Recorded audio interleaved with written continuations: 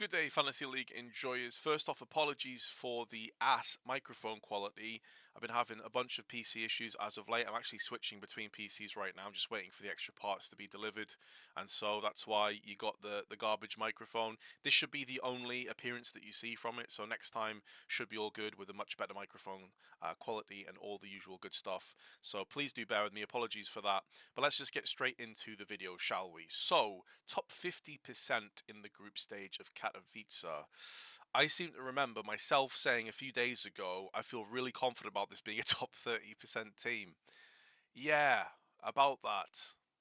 Probably before the fall, perhaps, a little bit. I'll learn my lesson. I'll lick my wounds. The thing is that kind of extra stings is that I actually picked the right teams. I just picked the wrong players from the right teams.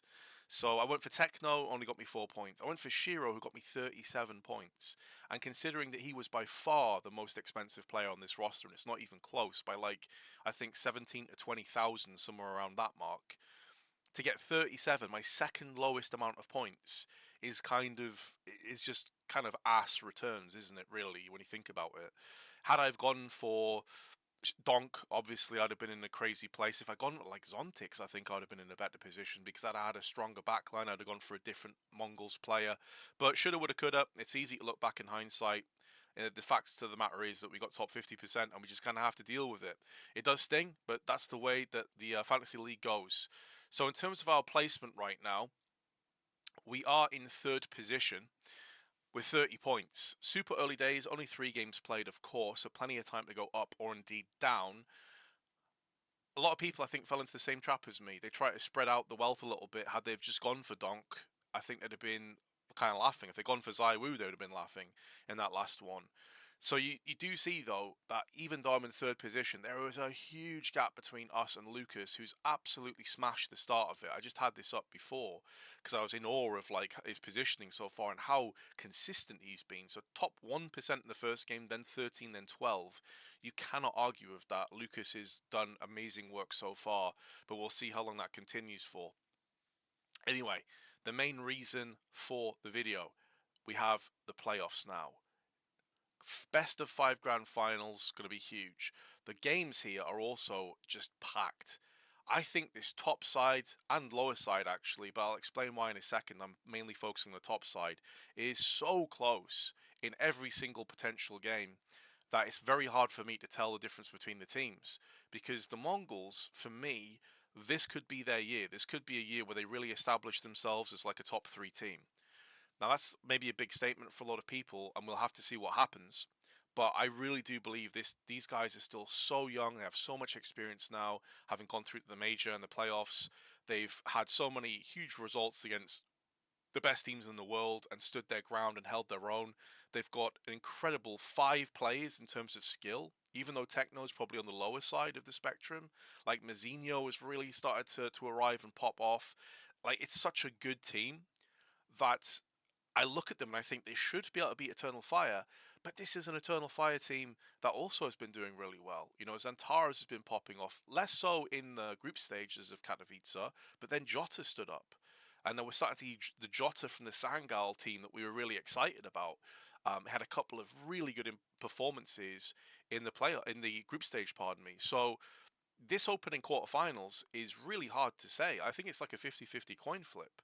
I'd probably slightly go in favour of Eternal Fire because they have more experience. I've seen more of them through the Blast Bounty journey, etc. But it wouldn't surprise me if the Mongols won. And then at that point, I think Vitality probably are the favourites to make it to the Grand Finals overall. But at the same time, could the Mongols or Eternal Fire beat them? Absolutely. The Vitality are not super established, like solidified.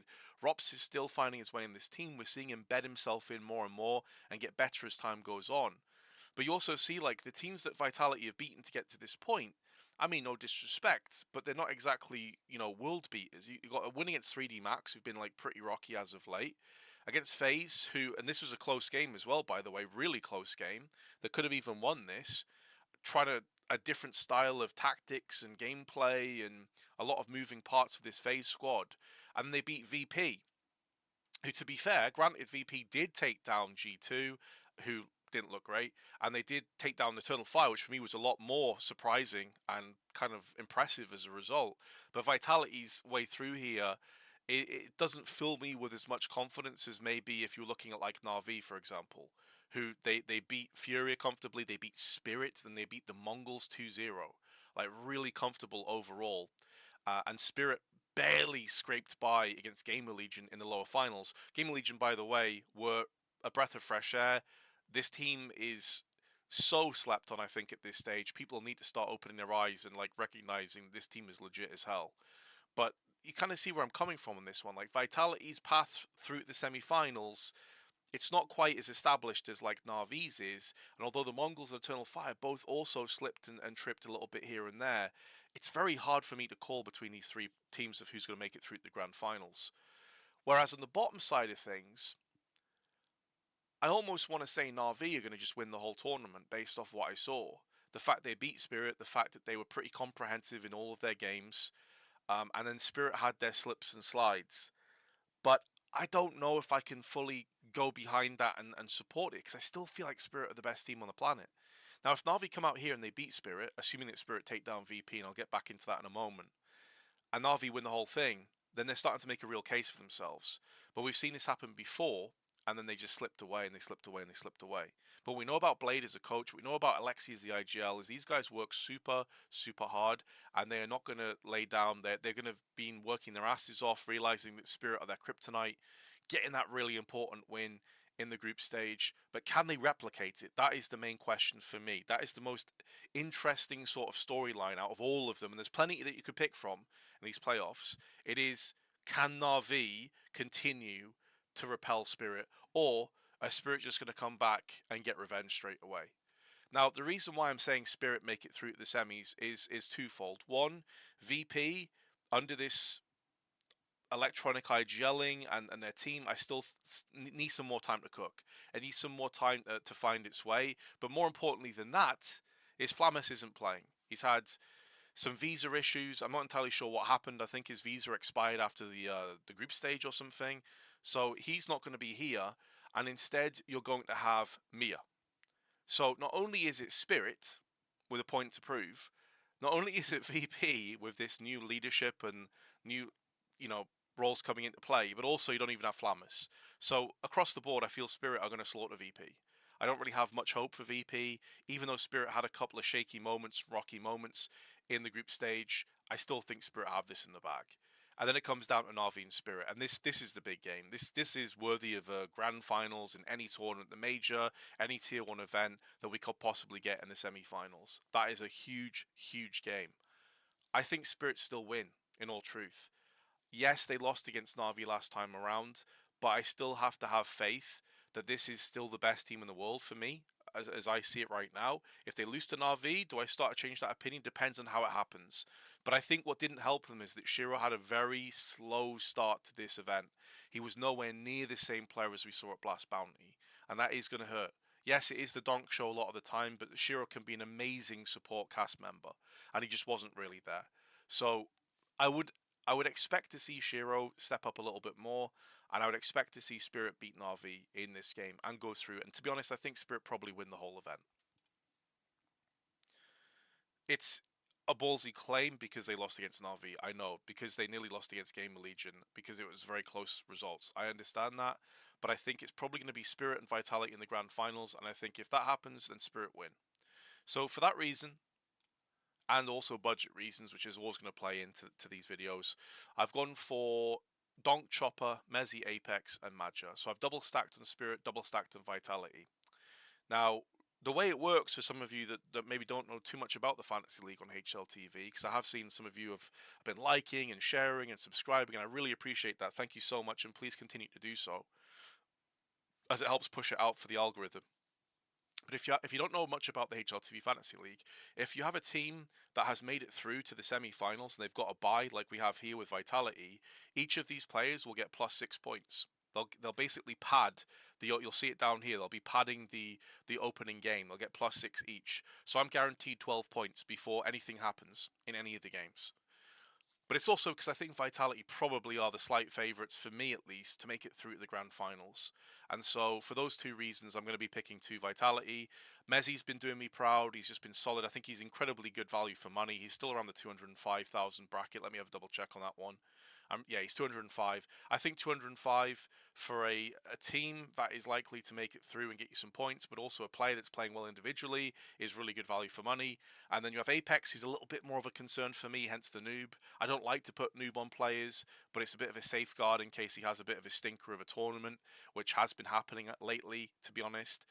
So I'm a little less sure on Apex, and I'm doing something I very rarely do. First off, I'm picking a top premium player in the form of Donk. I very rarely go for these. You'll notice I typically dip down to the second best player in that team, because it leaves you with such a little amount of money for the rest of your squad that you're always going to be lacking in some departments. And on top of that, because of Donk, I've had to go down to 3 IGLs, which I really dislike doing for the most part. But the reasons for this are, one is Madja, I actually think has incredible potential, and I'm a big fan of his. You know, he's done this multiple times in the past. His overall rating is low, and he doesn't typically get many frags, but for some reason, when it comes down to like playoff games or important games, this is where this guy just like rises to the occasion. We saw this back at the Copenhagen Major, we've seen it multiple times since, and he has the potential against Mongols to not only win that game, but also individually have a good match. So I'm going to back Madja, plus he was super cheap. 180k for Madja is, for me, a steal at this stage, because Eternal Fire can absolutely beat the Mongols. They already beat Vitality back at Blast Bounty. I mean, there is a world where Eternal Fire make it through to the grand finals here. There really is. So 180k for Madja, I think, is a bit of a steal. Even if he gets me minus points, it's still fine because my budget was able to supply Donk as a result of that one. I've gone for Chopper alongside Donk, not just because I want to double Spirit and he was the more affordable option, but also individually, he's been playing really well in this tournament. He's had a couple of very impressive turnouts, like second top fragger. In some times he was leading the charge. He was actually top of the scoreboard above Donk for a while. Like, he's been playing well individually. So not only for the fact that I think that Spirit are going to smash VP and potentially win the whole tournament, but also individually Chopper has not been a bad shout. He gets a lot of eco kills with his MP9 or Mac 10s or what have you, and so you're going to get points from that. So I feel pretty good, and that's why I've gone for Donk. I'm so confident in them slapping VP and potentially winning the entire tournament that I think the risk is worth the reward this time around. Normally I don't think it is for the top premium players. I thought about doing the same with ZywOo, but then I thought, well, I'd rather go for Donk, because if Spirit win the entire tournament, he's going to get tons of points against VP, right? So he's not just going to get +6, he's potentially going to get like +20 or even more. And then he's going to be able to run through the entire tournament and maybe just be the MVP and get me loads of points that way. So I feel more confident about Donk than I did ZywOo, hence the picks. Hopefully you understand the reasoning for them, I've explained them properly, and do feel free to comment below and let me know what your picks were. Do you agree with my choices? Do you disagree? Have you gone a different route? Did you maybe go the route of Navi? I'd understand. Maybe they have found the special formula to send Spirit packing now, and we're not going to see Spirit dominate them anymore. This is going to be a very exciting tournament. I'm really looking forward to finding out some of the answers to these questions that we've posed. But until next time, guys, I'll see you later. There will be an upgraded microphone. You're not going to have to deal with this trash any longer, trust me. And I'll see you in the next video. Peace for now.